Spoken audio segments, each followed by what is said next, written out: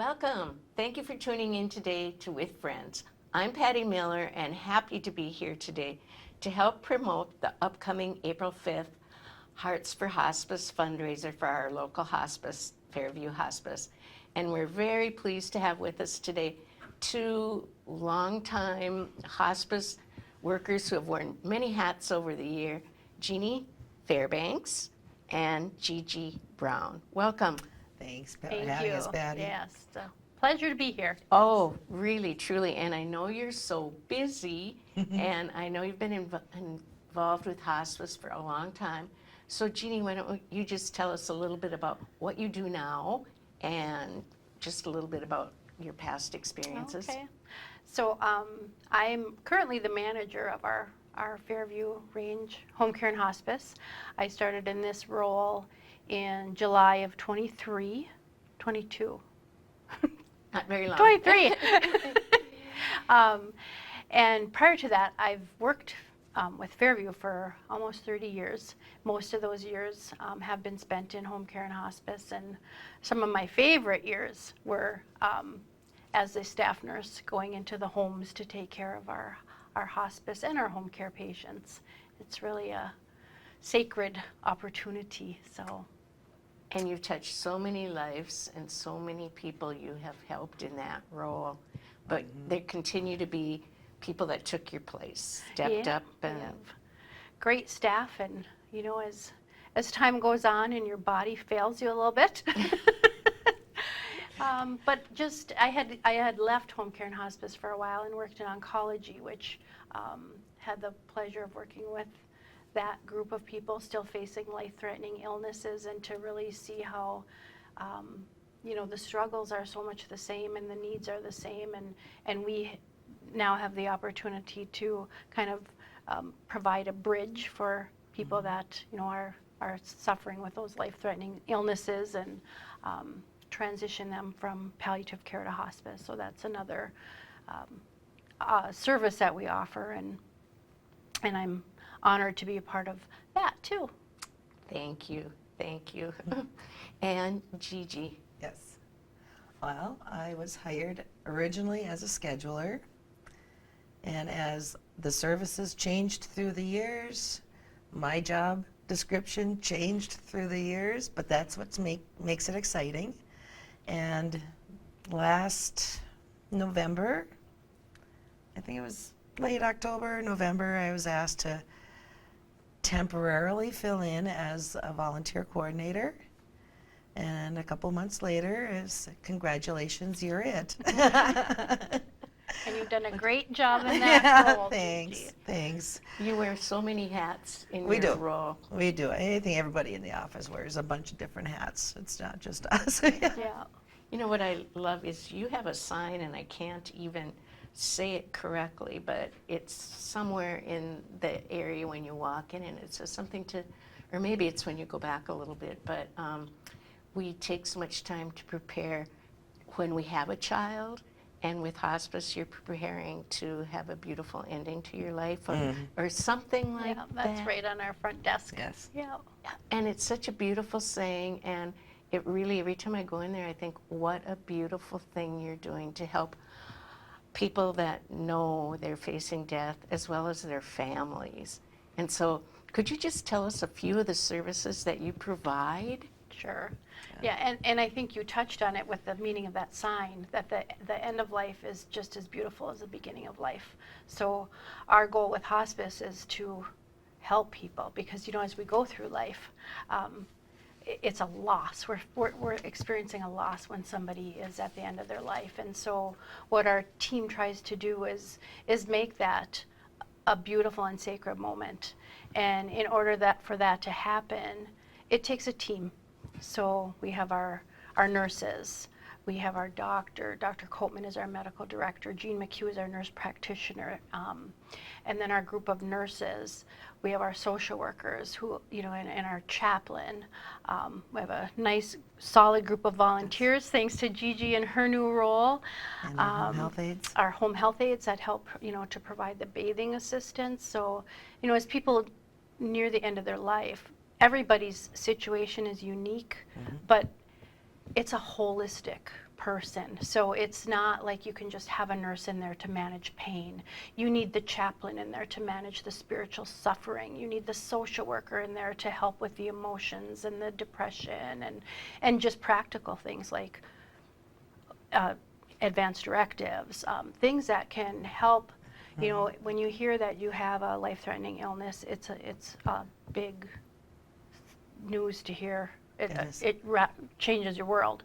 And your family's world. And your family's world. Because they're so helpless. I mean, Yeah. really. And hospice treats not only the patient, but also helps the caregivers, the families. Yeah. It's as a whole. It's beautiful because I know your volunteers and many other people offer time for the caregiver to maybe go get her hair done or take care of the car, or I mean, just go a out to million. lunch. Yeah, just some. And not worry Yeah. about my loved one at home, because they know Yeah. there's somebody there. Yeah. And you say, you know, I think the beauty of working in hospice is, and I've always said this, is you receive more than you give. You know, you just, that's something that it's hard to express, but it's so true. And I think it's truly a calling to work in hospice, but it's our patients and our families that it's such a reward to be able to, one of the greatest rewards is when you go do that first visit and it's hard for the patient and their family to even hear the word hospice, right? Because And they know it's the end. yeah, and they think, you know, and there's a lot of resistance to coming on hospice because, you know, people think they're just going to die right away, not realizing that, you know, the greatest compliment I think I ever could receive, and I know our team says this too, is, I wish I would have called you earlier. I don't know what I would have done without you. And also to be with that first contact and have them tell you, I can't do this, I don't know how to do this. And then at the end, to see they could do this. They were able to care for their loved one. They were able to see their loved one find comfort and peace.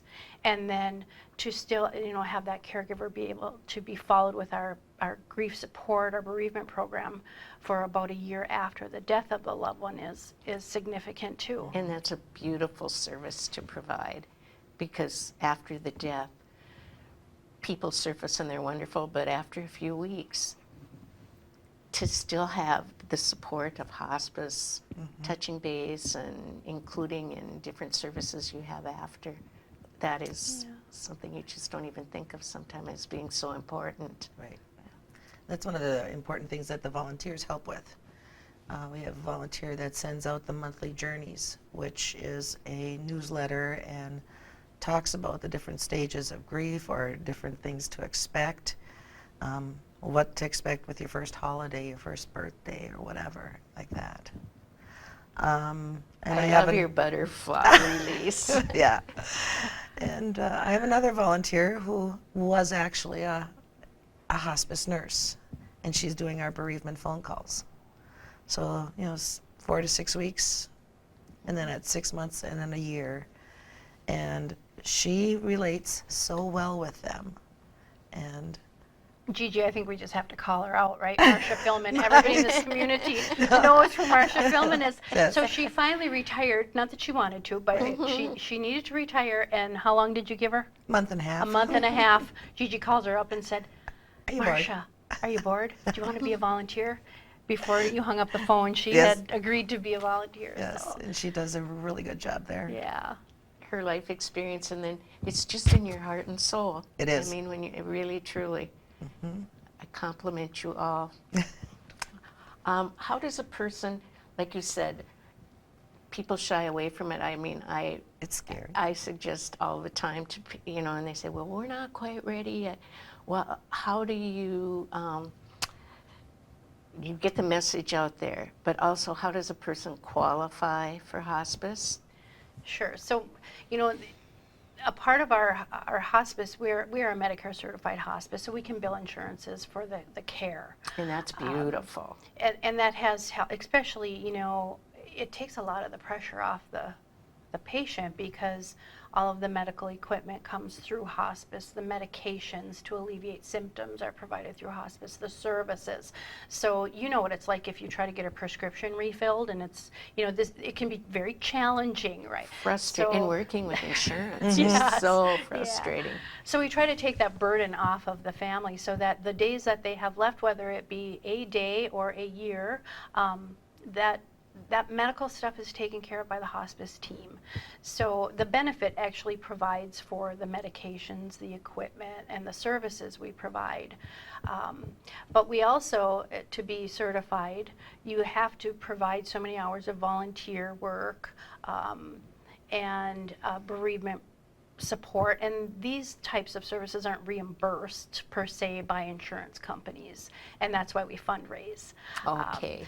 And we can get into a little bit more about that, Yeah, but to answer your exactly. other question, to qualify, a person has to have a life-limiting illness, and the state of Minnesota says a year, but Medicare says 6 months, so we kind of use that 6-month guideline, that if the disease takes its normal course, life expectancy is 6 months or less.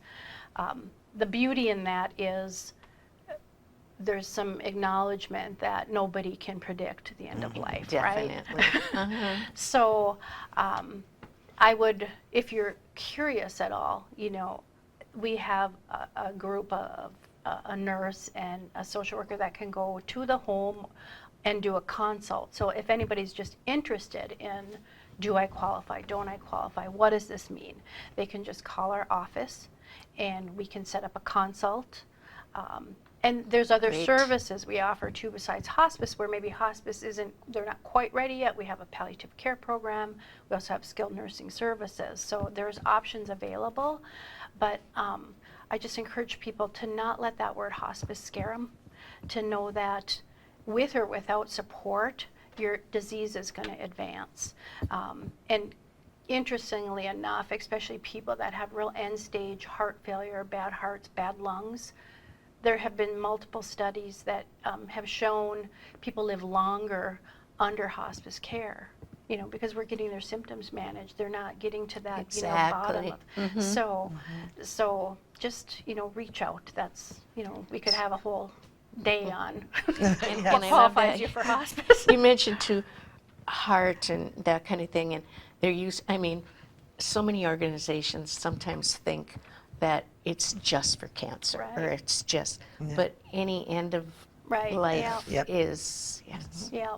And so it sounds like a whole lot is covered by insurances and Medicare and Medicaid, but yet you're fundraising. So why don't you tell a little bit about this great fundraiser that's coming up April 5th and how we get involved and what you do with the money that you do fundraise. No, we are so excited to be able to do this fundraiser again. Like Jeannie said, we haven't had one since the last one was in 2019. So Because of COVID. yeah. And I know But- you made so much money. I was saying I've never missed one, and you'd always, each year, a little bit more money. And then not to be able to do it this Yeah. long, Yes. where you need the funds. Right. And the funds are used. Well, first of all, let's say the funds go into the Central Mesaba Medical Foundation Hospice Fund. It is earmarked for hospice. And it goes to provide items that are not covered by insurance. Which are many. Yes, anything from disposable briefs to wipes, lotions, and we offer massage therapy for the patient or the caregiver. The bereavement supplies, Which is so beautiful. right? Yep. It helps with the volunteer services. Once a year, during National Volunteer Week, we honor our volunteers, and it helps us to provide a little gift for them there. Also, the donations that come in, either general donations to hospice or through the Hearts for Hospice fundraiser, will go to also cover the costs for underinsured or those without insurance. That's wonderful to know. That's so, Because so many people you shouldn't have to worry about a lose bill. everything because of illness. Mhm. I like to, put it plainly, it's the nice things. Uh-huh. That's where the monies go that we Right. fundraise for. It's the nice things, like Gigi said, the massage therapy, essential oils, If they need a hospital bed. care products, just to make it easier for the family to, Yep. to be, so if somebody all of a sudden needs a brief or a pad for the bed, the nurse will be like, I'll bring that for you. Just to save that family. And okay, now I got to go out. I've never bought this before. Just the swabs, the mouth swabs, those things that seem simple, but when you're going through all the things that people go through at the end of life, it's just nice and convenient to be able to provide those. You're kind of like earth angels. I mean, really. Well, thank you. Really, really. And so this has been going on for several years, but this is the first time since 2019. Right. So tell us about how to get tickets and what's going to happen on April 5th. April 5th. Well, that's when our fundraiser is. You can call the office for tickets. They are almost all gone. Okay. And I know we could put your phone number on the bottom, but Yep. remind us it is. 218-262-6982. They Okay. can ask for me, or anybody at the office there can help. Whoever answers the phone, they'll get you in touch with who can help you. They can stop by if they're out shopping out Right. at Super One or Yep, whatever, because you're located right. Our main entrance is on the west side of the mall, and we're kind of between the main entrance into the mall on the west side and where medical supply is. And you have That's a gonna nice give us a- sign and you can find It's you. right on the door. Uh-huh. Yeah, the sign is on the door. Dinner tickets are $50. We'll have a sit-down dinner and a little presentation from a few various people. Then you have an opportunity to go into the other room and buy raffle tickets to bid on different raffles that are going to be there. We've been going door to door to door to door asking for donations. And we're We- still going door to door to Yep. door asking for donations. And so if there's people out there that want to donate or who have a business and might want to give you a gift card or Right. anything at all, Yeah. to please call you, because Definitely. I think the raffles bring in a lot of money, and boy, they're fun. They are fun. yeah. Really fun. Yeah. Yes. And then you're selling bigger raffle tickets too. Yep. You we should mentioned. get those today. We'll start hopefully today. Okay, and so they can get those by, But it all started with sending out a letter to area businesses to seek sponsorships. and our And- businesses are so good, but they get asked for so. Yeah. They do, and we are very, very grateful for the ones that were able to help us out this year. And we've been putting them on Facebook. We have a Facebook page through the Fairview site, specifically for Hearts for Hospice. We're acknowledging all of the sponsors, putting notes out there. Come on and get your tickets because they're almost gone. But And it's a great night, and weather's been cooperating, Right. and it's, We've had some pretty chilly evenings Yes, yeah. during this fundraiser in the past, so hopefully this year it'll continue Hopefully. like it has been. Hopefully, yep. And Patty, we will have those raffle tickets. You asked if anybody could help. They could call our office, like you said, 218-262-6982 if they're interested in selling any for us, buying any. I do want to thank the businesses that have donated and sponsored up to this point, and I understand, it's a lot and they get hit hard, but every donation, or if somebody privately just wants to bring in a basket for raffle, Which has happened. yes, yep. So Great it's idea. fun. Our office is slowly filling Getting up, it, and it's exciting to see this and know that it's just about 30 days away. It is. It is. And we'll show this, and it'll only be a few days away. Right? It's a delightful evening, and it's so well worth donating. If people can't help in this way and want to help with their time, how could a person get, like you mentioned, how volunteer services is, how do people get involved in other than donating money? Are you meaning for Hearts for Hospice? Um, Or just for- for the hospice in general? Hospice in general, because you're going to be around for hopefully forever because Well, if somebody wants to become a volunteer, that they would contact me.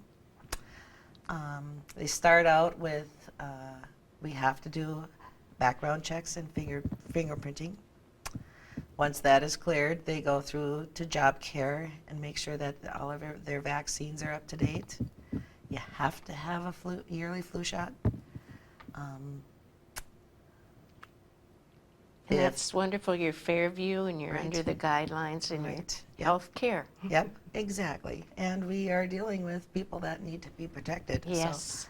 and then they get their orientation. It's a few hours worth of education, and we discuss what type of services are that they might be able to provide. They can do patient visits, where they get assigned a certain patient. Respite visits for the caregivers, which is an extended, maybe 2, 3, 4-hour period of time to allow that caregiver to get away, like we talked about earlier. Or there are various tasks, administrative tasks, that we have volunteers doing in the office, like helping us with the mailings. So it's things just a like that. beautiful community thing to be involved with. It's all depending on what the person would want to do. And we have volunteers on our fundraising committee. Yes. Yes. Oh, yes. Yeah. Name Wonderful. You. When I retired so many years ago, that was the first volunteer, and I was a volunteer to go into homes, and I loved it until there was a series of deaths in my family, and it just was, It gets too hard at times. yeah. Yeah. But I met beautiful people, and I'm still connected to wonderful families because of. And you're helping with the fundraiser, which is very important. We thank you. Oh. We thank everybody who's been helping us. And we're really grateful. We know you're busy to be here today, and we are running out of time. Okay. So we want to be sure everyone knows it's April 5th. Contact Gigi on the phone or whatever. But do you have some last words? Because I know you came equipped to tell us a story that could be hours and hours long as far as hospice and the goodness it does. But do you have something that you haven't hit upon in the last minute I or think two? just to reiterate how appreciative we are for everybody's support and how valuable their support is, because if they can't personally be involved, donating for this fundraiser helps the magic to happen. Thank you. And Gigi. And it's kind of ironic, I just took a phone call from a volunteer who had to resign, and she was crying and I was crying, but she said it was some of the best times of her life, and she met some wonderful, wonderful people in doing her volunteer work, and remained close with the families afterwards too. So I can't thank you enough. I can't thank you enough. And I'm just looking forward to April 5th and At Valentini's. celebrate. Yeah, right, Valentini's. for Hearts for Hospice. Celebrating this wonderful part of our community that does so much and is available for everyone if and when the time comes. And we thank you very much for tuning in today and look forward to seeing you at Valentini's. Valentine's Hearts for Hospice. Yes. Thank you very much. See you there. Thank you. Thanks, Patty.